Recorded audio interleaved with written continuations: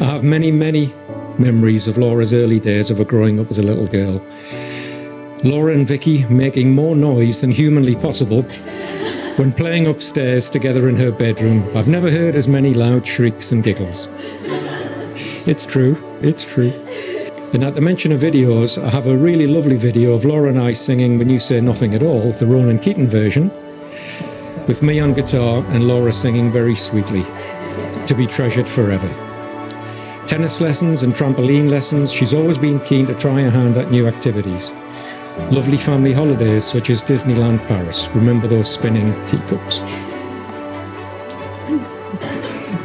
And then, of course, she develops into a beautiful young woman. You have. And I need to start bracing myself for the B word, a boyfriend. And being absolutely truthful, I've been completely relaxed about Mark as he's a real gent. And it's great that Mark and I have things in common as well. Work. Many moons ago, I was a software developer, so I vaguely know what Mark does today. Golf, he's much better than me, but we do have the same golf trolleys, so we're on par there. Red wine until I went teetotal a couple of years ago. Beards. And apparently the same taste in suits, but they're pretty popular, aren't they? Helen and I first heard about Mark when they were working together at Foster's. Laura regularly talked about a boy called Mark when she came home from work, and Helen would often say to me, "Mark my words." And the rest is history. He played a blinder as he snuck her away from me right at the beginning of COVID, when Laura had to make a decision between staying at home with Mum and Adam having COVID coughs, or temporarily moving in with a boyfriend and managing the risks of her asthma. So guess what? Mark easily won that one, and Laura never came back home. And the reason I'm really relaxed about Mark, and actually I couldn't be happier, is the way he treats her, supports her, loves her and takes care of her, and I can see that Laura's in safe hands. In August last year, my son Adam sent me a text with a link to the F1 Trillion album by Post Malone. No, I won't sing it. I was working at home that day and I thought I'd play it in the background. It's well worth a listen in my humble opinion. The very last track, called Yours, was playing, and as I heard it, I stopped as the lyrics immediately struck me, and I thought, this is exactly how I feel about Laura getting married. For context, Post Malone wrote about his 2-year-old daughter, and he's looking forward in time to the day when his little girl will get married one day. So the lyrics aren't exactly fit, but hopefully you'll understand what I mean. I'll never get through this next bit. And she might be wearing white, but her first dress, it was pink. She might be your better half, but she's my everything. And breathe. We'll both love her forever, but I loved her long before. And one day, I know I'll give her away. Buddy, that don't mean she's yours. Lovely sentimental lyrics, but Mark, I'm happy to say that you are the one that I'll happily share her with. And on that note, and with all my love, let's raise a toast to Mark and Laura.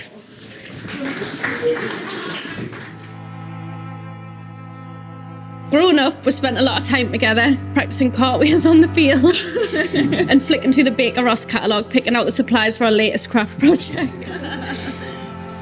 As you can see from the beautiful decorations today, Laura's love for craft never faded. They just got a little more sophisticated.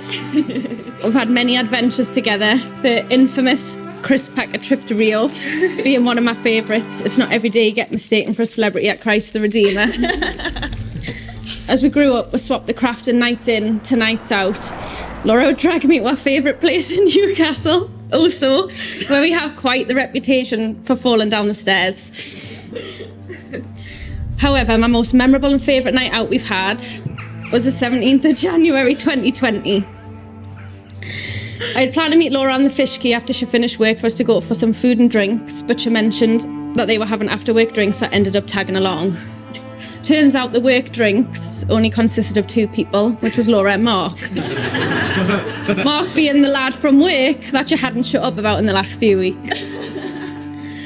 Naturally, I took my role as best friend very seriously and wasted no time in sending Laura to the bar whilst I grilled Mark. Fast forward a few years and the wedding planning began, with Laura starting on the to-do lists, the invites, the decorations, the menus, the seating plan, the favours, and every little detail that has gone into today. Mark, on the other hand, believed, and I quote, "I'd done the hardest bit by proposing." Ooh, Laura, you look absolutely beautiful. From the moment you tried on your dress, we all knew it was the one, and today only confirms that. God, what on earth? I do just want to thank you for being the most thoughtful, caring and loyal friend. Oh, Julie's out. That I could have ever wished to have. There's no one else I would rather have grown up with, and I'm so lucky to call you my best friend. Mark, thank you for turning Laura into the wonderful, crazy cat lady that she is. Thank you for tolerating me as a permanent third wheel, and thank you for making my best friend the happiest wife in the world. So let's raise a glass to my best friends, the Stewarts. May your marriage be filled with as much love, laughter and flugels as the 17th of January 2020. Oh my God.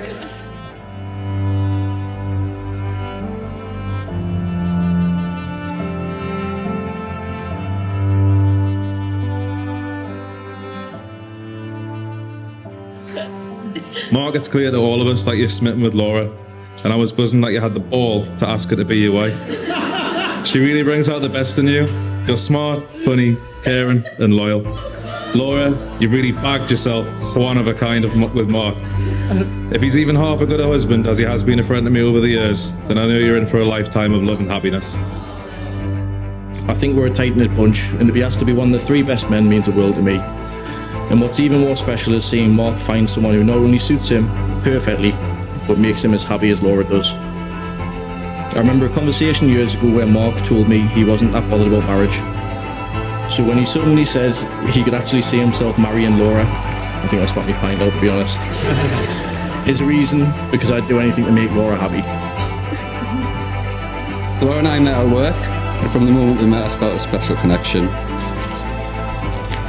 Our roles often made us work closely together, and I thought we became good friends instantly. However, Laura will disagree and tell you that I didn't like her at first, which can only be explained as my rubbish attempt at playing it cool. Over time though, the friendship grew, and then one Friday, as I often did, I asked Laura to come out for a drink after work with a few people from the office. As our colleagues finished their drinks and went home one by one, Laura and I ended up alone, and I couldn't believe my luck.